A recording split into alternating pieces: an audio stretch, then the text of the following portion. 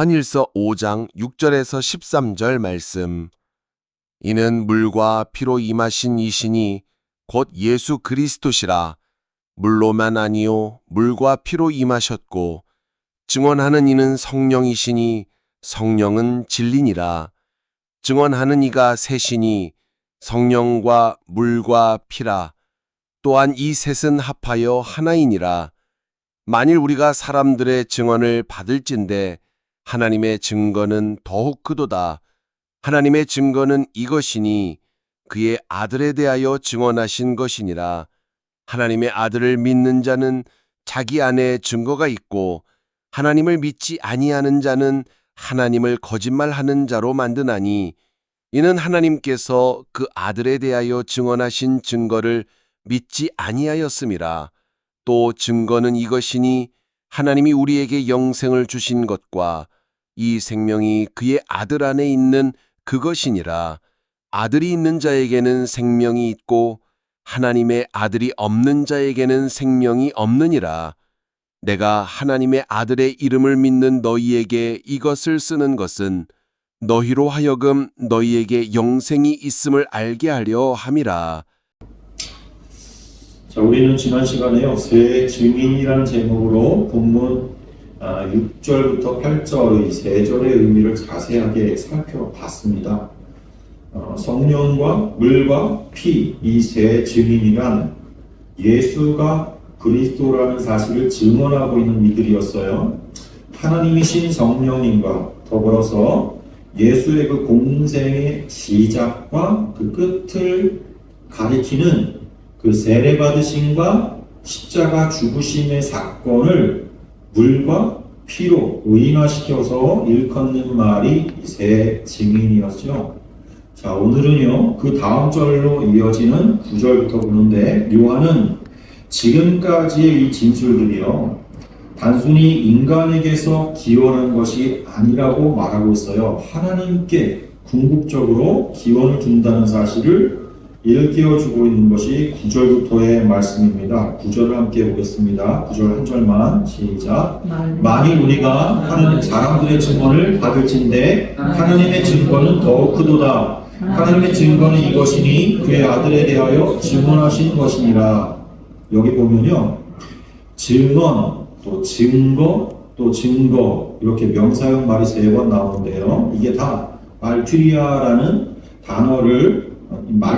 단어예요. 이게 다. 그래서 증언, 증거, 이게 서로 다른 말이 아니고 같은 말이란 말이에요.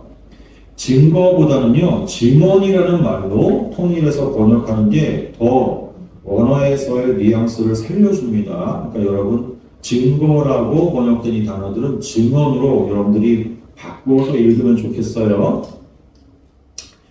증거보다는 증언으로. 자, 증거, 그리고 맨 마지막에서는 또 증언하신 것이니라, 그렇게, 그러면서 이렇게 동사형 단어, 말투레오가 이렇게 나오는데요. 앞에 그 명사형 말투리아나, 이 말투레오나, 이게 다 의미상으로는 같은 뿌리를 가진 단어들입니다.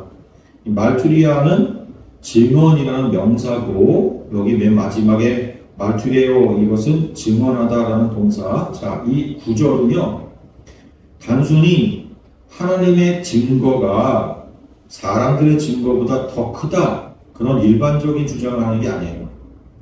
사람들의 증언과 하나님의 증언은요, 당연히 함께 이렇게 비교할 수가 없는 무게감이죠. 무게감 자체가 틀리잖아요. 하나님은 전지전능하실 뿐만 아니라 거짓이 없으신 반면에 사람은요, 불완전하고 또 쉽게 변하는 오점투성인데, 그 두 증언이, 사람의 증언과 하나님의 증언이 어떻게 비교가 되겠습니까?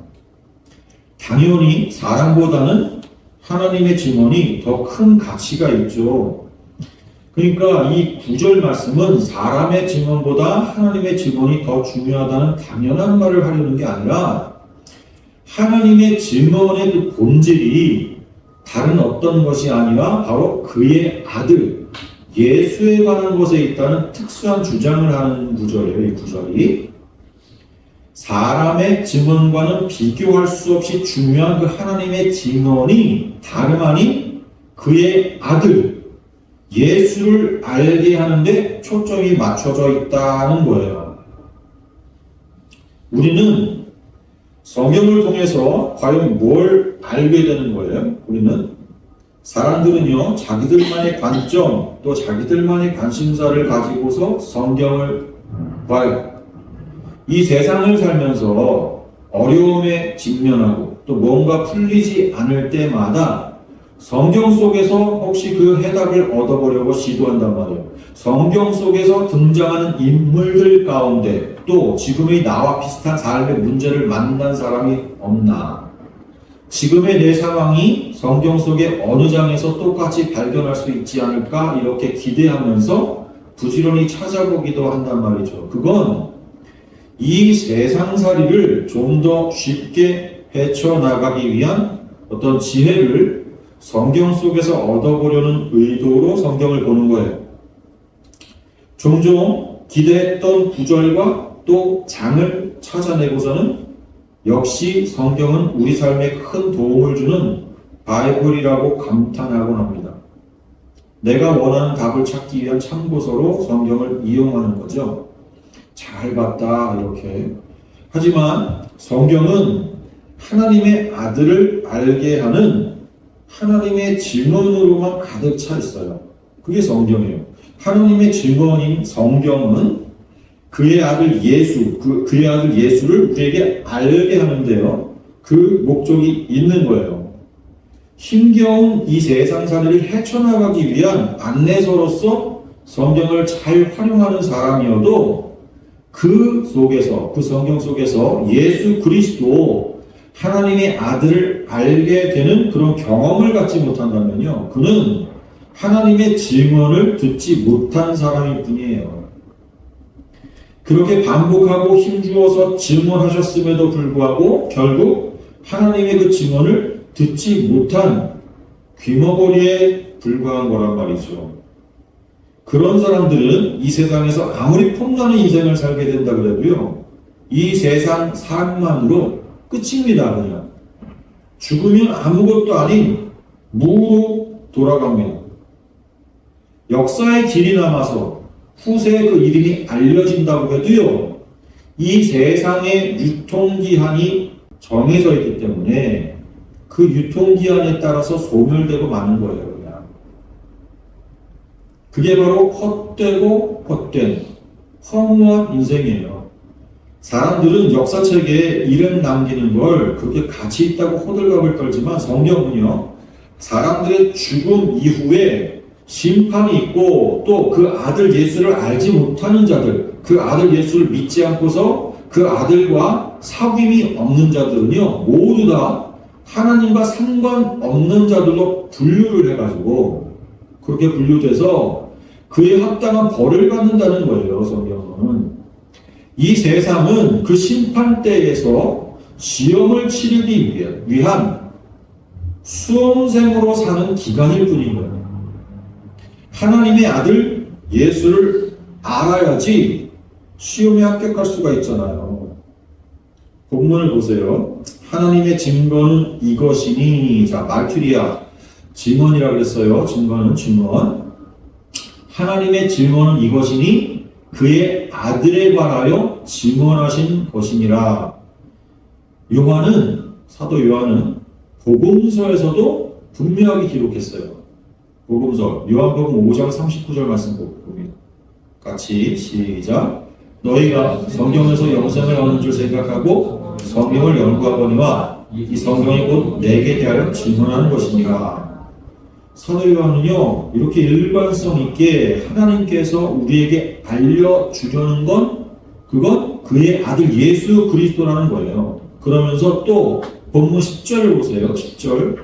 오늘 본문 10절 시작. 하나님의 아들을 믿는 자는 자기 안에 증거가 있고 하나님을 믿지 아니하는 자는 하나님을 거짓말하는 자로 만드나니 이는 하나님께서 그 아들에 대하여 증언하신 증거를 믿지 아니하셨습니다. 여기 보시면 믿는 자, 믿지 아니하는 자가 나오죠. 신자와 불신자죠. 믿는 자, 신자, 믿지 아니하는 자, 불신자. 그런데 여기에서도 말투리아가 나와요. 증거라는 말이 10절의 그 앞에도 나오고 10절의 그 앞부분에도 나오고 뒷부분에도 이 증거라는 말이 나오는데 이게 다 말투리아니까 증언으로 바꾸셔서 읽으세요. 이게 다 하나님의 증언을 가리키는 말이에요. 말투리아. 그러니까 잘 보세요. 자, 믿는 자, 신자예요. 그 앞에 뭘 믿는 자예요? 하나님의 아들을 믿는 자예요. 신자는 하나님의 아들을 믿는 자가 신자인 거예요. 그러니까 요한의 정의에 따르면, 사도 요한의 정의에 따르면 그리스도인은 신약 성경 속의 그 증언을 듣고서 하나님의 아들을 믿는 자들인데, 하나님의 아들을 믿는다는 건 하나님의 아들이신 예수님의 생애와 또 죽음의 중요성에 대한 하나님의 해석, 그걸 인정하면서 믿음으로 그 증언을 그들 마음속에 새긴 자들인 거예요. 그게 그리스도인인 거예요. 보세요. 중요한 말입니다. 증언이 어디에 있어요? 어디 있다 그래요? 지금 여기? 자기 안에. 신자들 안에 있다. 신자들 안에 증언이 있다 그런단 말이에요. 이 증언이 누구의 증언이라고 했어요?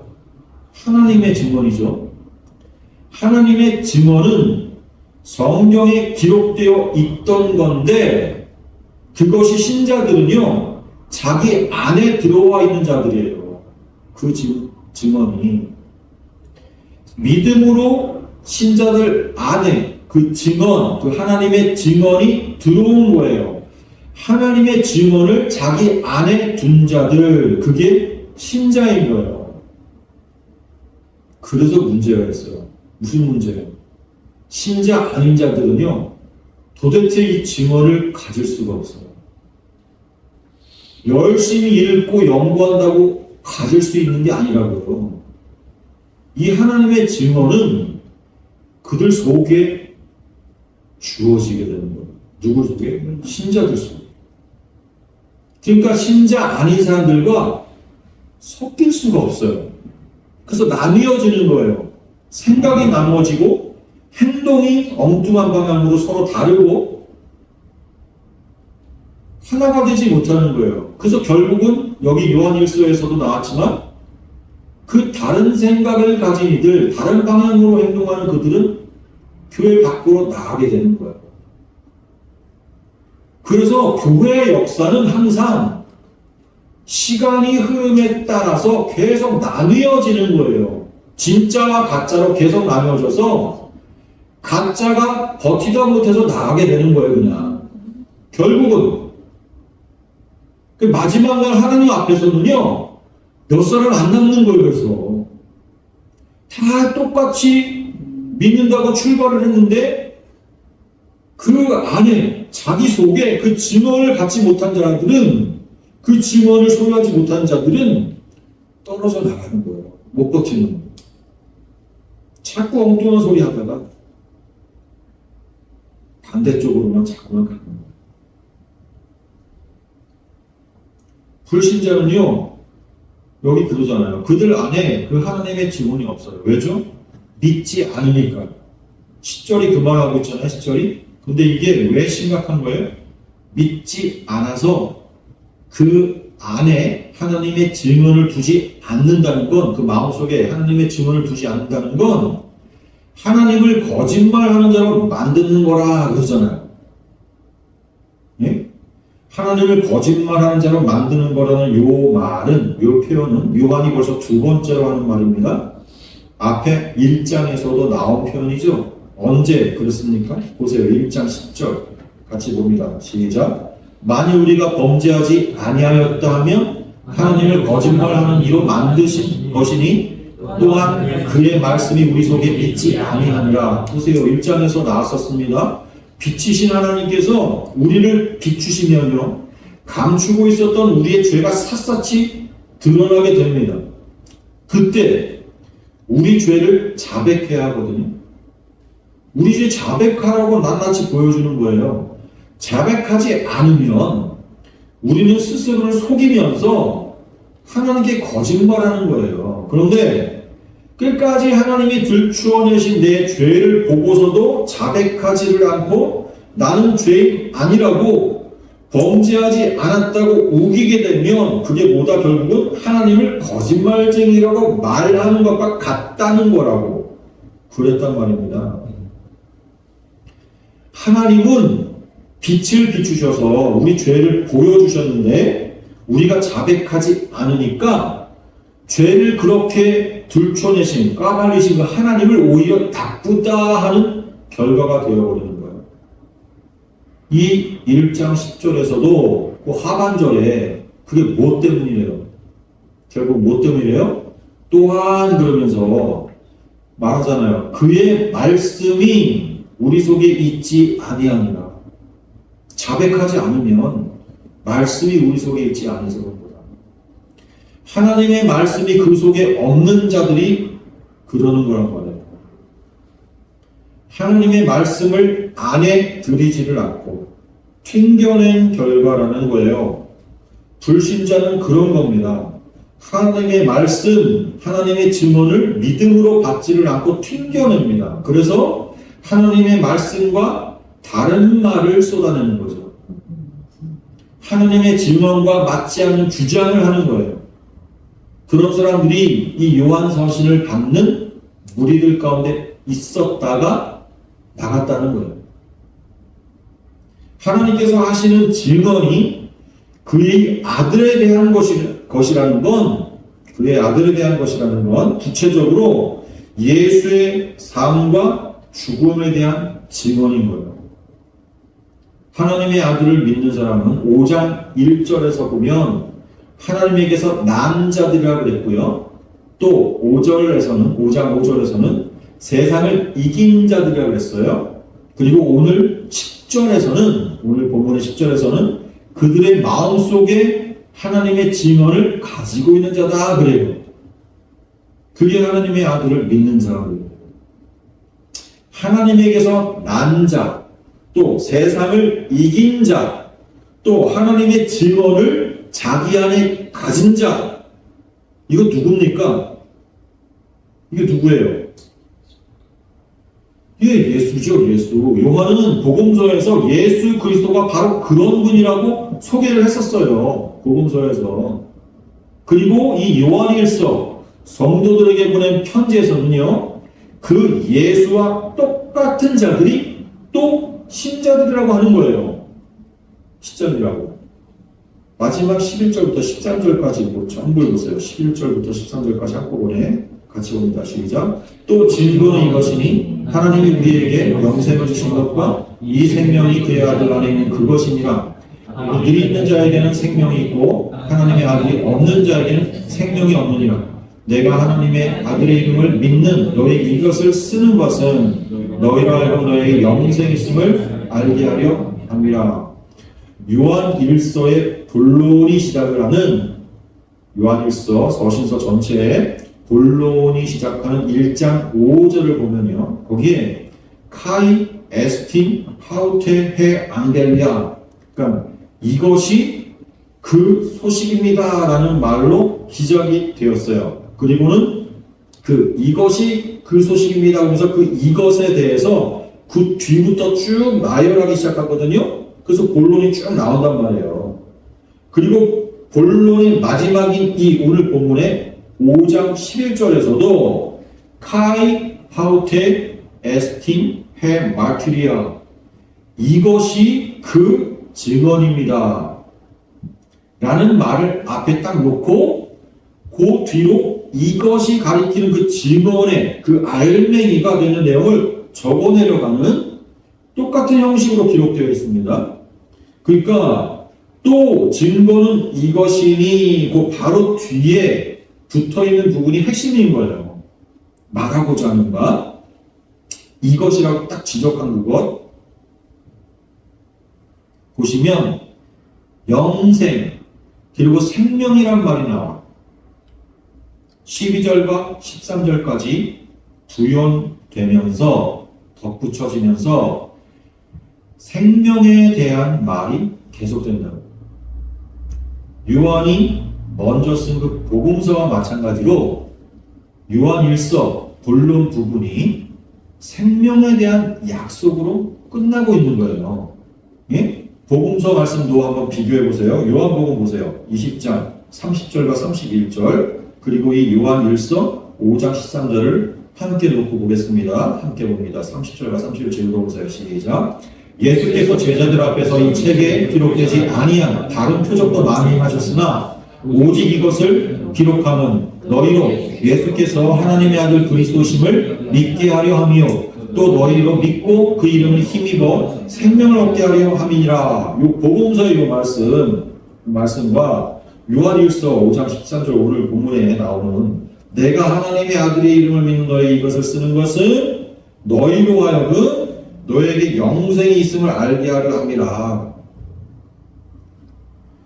요한복음에서는 그 모든 복음서의 그 기록들이 다 너희로 예수께서 하나님의 아들 그리스도신 믿게 하려 함이요. 그리고 또 이게 카이예요. 또 그리고란 뜻이란 말이에요. 그리고 또 그래서예요. 그래서 결국 너희로 믿고 그 이름을 힘입어 뭘 얻게 하려 함이라고 해요? 생명.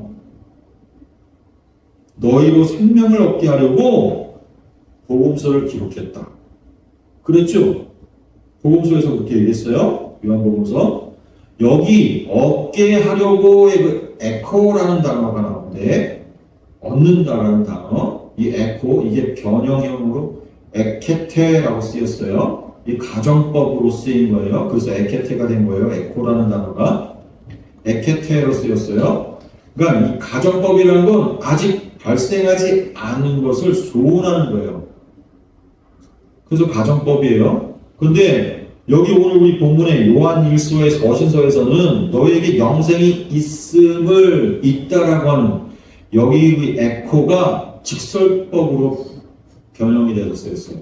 똑같이 에케테인데 현실의 동작과 상태를 표현하는 동사 형태의 직설법으로 쓰인 거예요. 그러니까 똑같이 그냥 에케테로 읽히는데 가운데 있는 알파벳이 장모음과 그 다음에 단모음의 차이가 있어요. 장모음 에타 그리고 단모음 엡실론으로 가운데 단어 하나가 틀려요. 가운데 알파벳 하나가.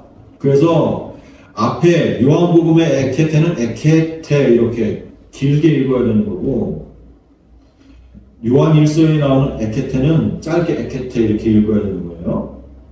그럼 직설법이 되는 거고 에케테 그러면 가정법이 되는 거예요. 그러니까 복음서의 수신자들은 요한복음서를 읽는 그 당시의 수신자들은 아직 예수 믿기 이전의 사람들이고요.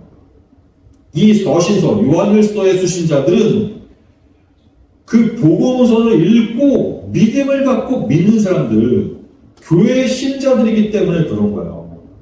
그래서 가정법과 질서법의 차이가 생긴 거예요. 근데 알게 하려 함이라 그랬거든요. 알게 하려 함이라. 이 알게 하려의 알다라는 단어가요. 에이데테라고 쓰여야 되는데 이게 기본형이 오이다예요. 오이다. 이 말이 히브리어로는요. 야다입니다. 야다. 이 야다가요. 경험을 통해서 아주 확실하게 깨닫고 알게 되는 것을 이 야다라고 해요. 그냥 알다가 아니고 그냥 보고 머리로 이렇게 딱 인식해서 알게 되다 그런 의미가 아니라 인식해서 알게 된 그것을 더 확실하게 깊이 있게 경험하고 깨달아서 확실하게 알게 되는 걸 뜻하는 단어예요. 그리고 이것은 보다 더 깊이 있게 친밀성 있게 그와의 깊숙한 곳으로 더 들어가서 알게 된다는 거예요. 그래서 이 야다라는 단어가 어떤 경우에는 남녀 사이의 부부 관계에서의 성관계를 의미하는 의미로도 쓰여요. 그러니까 예수 믿고서 복음을 안다라는 건 복음이 이런 거구나 이렇게 지식으로만 알아가는 것이 아닌 거예요.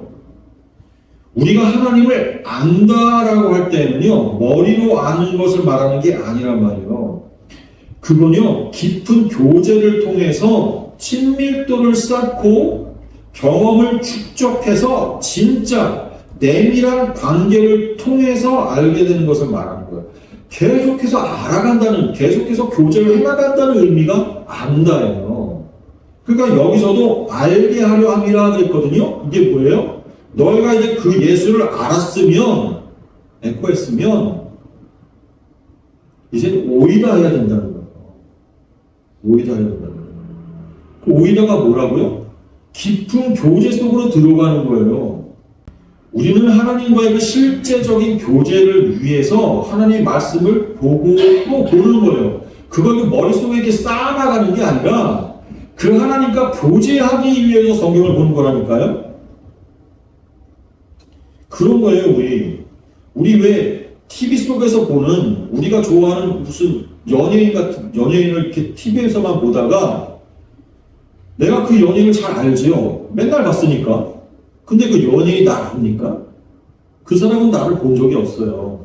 근데 길거리를 가다가 촬영하는 곳에 들러가지고 그 연예인을 만났어요. 그래가지고 막 반가워서 달려가서 사인 좀 해주세요. 팬입니다. 알겠습니다. 그리고 서로 인사 나누면서 그 사람도 나를 처음 알았어요. 나는 너무 신나죠. TV 안에서만 보던 연예인을 실제로 본 거잖아요. 만났잖아요. 사인까지 받았어요. 이름까지, 내 이름도 알려줬어요. 그래서 사인에다가 내 이름을 적어주면서 사인해줬단 말이에요. 그러면 그 사람과 나는, 그 연예인과 나는 서로를 알게 됐죠. 자, 그런데 뒤돌아서서 나는 또 다시 일상으로 돌아갔어요. 그 연예인도 일상으로 돌아갑니다. 그러면 나는 TV를 통해서 그를 계속 맨날 봐요. 그래서 그때 사인 받았던 게 다시 떠오르면서 혼자서 희죽희죽 웃을 수도 있겠죠. 기뻐서 그때를 회상하면서. 하지만 그 연예인은요, 그 이후로 만나지 못했어요. 그 연예인은 나를 계속 기억할까요? 그거는 아는 게 아니에요. 성경에서 말하는 안다는 것, 그걸 얘기하는 게 아니라고요. 성경에서 말하는 아는 것은요, 그를 알게 되었으면 그와 계속해서 교제를 지속해 나가는 거예요. 더 깊이 있게, 더 확실하게 그 삶의 경험을 더 내밀하게 쌓아나가는 거예요. 교제해 나가는 거라니까요. 정확히 성경에서 그것을 그래서 코이노니아더라고요. 코이노니아. 지금 요한 1서에서 말하고자 하는 바. 코이노니아. 성도를 향해서 사도 요한이 계속해서 강조하는 바, 너희가 내 안에, 내가 너희 안에 거하는 것, 그와 같은 관계에 그 코이노니아의 그 삶의 경지. 성도는 그 경지로 가야 돼요. 왜요? 매일 함께 한 곳에 거하는 가족과 같은 관계여야 하기 때문에 하나님은 나의 아버지, 나는 그의 자녀입니다. 예수는 누구? 나의 형제, 우리 큰형. 그건 뭐예요? 함께 거해서 함께 사는 가족이란 말이에요. 성도는 하나님과 가족이 되는 거예요. 그럼 여러분, 가족이 된다는 의미를 여러분들 삶에 대응시키면 그 가족과 어떻게 떨어져 살 수 있습니까? 그 가족을 어떻게 한 번 보고 뒤돌아서서 내가 더 관심 있어 하고 내가 하고 싶은 일에 그냥 빠져 그 가족을 뒤로 할 수가 있어요. 내가 한 번 만나고 헤어진 그 연예인은 나와 관계가 없어요. 그러나 그 연예인은 집에 가면 그의 부모가 있고요. 그의 형제 자매들이 있어요. 그들과는 진짜 관계 있는 거예요. 그래서 연예인이 유명해지고 돈을 많이 벌면 나하고는 아무런 관계가 없지만 그 가족들하고는 그걸 나눈다니까요.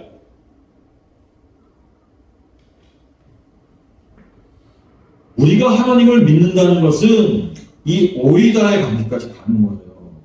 그것은 머릿속으로만 알고 끝나는 게 아니고, 그렇다면 하나님을 향한 지속적인 관심, 사랑, 지속적인 교제, 이게 우리 삶 가운데서 계속 있어야 되는 거예요. 현재 진행형으로 계속 있어야 된다니까요. 그게 힘써 여호와를 아는 거예요. 힘써 여호와를 알자. 호세아 선지자에서 힘써 여호와를 알자. 너희가 나를 알지 못한 거는 나를 이렇게 버리는구나. 호세아 선지자가 그렇게 하나님의 음성을 전달을 하는데 왜 그런 거예요? 그들은 머리로만 하나님 아는 거예요. 하나님과 진짜 교제를 하지 않았어요. 그래서 힘써 여호와를 안다는 것은 왜 힘을 써야 되는 거예요? 계속 지속적으로 그 관계를 이어가야 되기 때문에. 그러나 그냥 머릿속으로 아는 그것은 힘쓸 필요가 없지요. 힘드는 게 아니에요.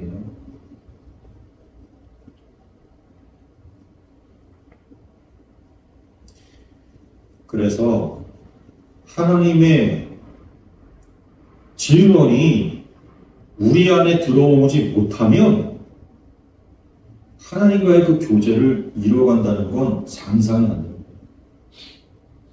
하나님의 질문이 내 바깥에 성경이 그냥 머물러 있으니까 그 하나님과의 깊은 교제 속으로 들어가지 못해요. 일주일에 한 번 예배당에 나와서 하나님 말씀 듣는 것, 또는 가끔씩 성경을 펼쳐서 성경 읽는 것, 그게 하나님을 알아가는 게 아니에요. 절대 하나님을 아는 게 아니에요. 하나님을 안다는 건 인격적인 그 하나님과의 친밀한 교제, 나의 아버지 되시고 나의 형님 되시고 예수 그리스도를 나의 삶 가운데서 늘 생각하고 늘 그리워하고 늘 그분들과 함께 동행하길 원하고 그분 안에 거하길 원하는 그 마음으로 늘 하나님을 구하는, 그거야말로 진짜 기도 아닙니까? 기도를 왜 골방에 들어가서 하는지 아세요? 기도는 남에게 보이려고 하는 거 아니에요. 기도는 하나님과의 대화고 하나님의 음성을 듣는 거예요. 하나님의 뜻을 헤아리고 알게 되는 거거든요. 그거는 골방에서 가능한 거예요. 바깥에서 많은 사람들 앞에 떠드는 것으로 그게 기도가 아니에요. 절대 그건 기도가 아니라니까요. 하나님의 백성들은 하나님과의 직접적인 그 친밀한 교제 속에서 하나님을 알아가는, 오이다 해 나가는 그런 삶이 동반되게 되었어요. 그래서 여기 오늘 본문에서도 너에게 영생이 있음을 알게 하려 함이라. 알게 하려 함이라. 한 주간 동안의 삶 가운데도 그 하나님을 알아가는 여러분들의 삶이 되시길 주님의 이름으로 축복합니다. 같이 기도하겠습니다.